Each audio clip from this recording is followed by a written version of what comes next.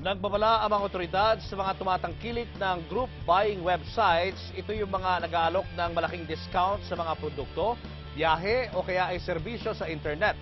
Inireklamo kasi ang isang website na Clever Buy matapos bigong maibigay ang mga binayaran nilang produkto. Magbabandila si Alvin El Chico. Sinugod ng mga dismayadong kliyente ng group buying website na Clever Buy ang opisina nito sa Makati. Matapos kasi nilang magbayad, hindi natupad ay pinangakong produkto. Pagdating sa opisina, abandonado na ito. Sana naman tumupad siya na balik sa amin yung mga binayad namin. Marami ang naiingganyong bumili sa mga group buying site dahil karaniwang nasa mahigit 50% ang diskwento rito. Si Nadel, nagbayad lang ng mahigit 4,000 pesos para sa 3 araw na bakasyon sa Boracay, kasama ang airfare at hotel.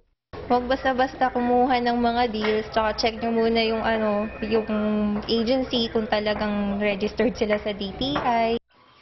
Inireklamo na sa DTI at NBI ang Clever Buy. Pero ang problema, parehong wala raw silang kapangyarihan na ipasara ang website. Kaya payo ng NBI, if it's too good to be true, medyo magduda ka na rin doon.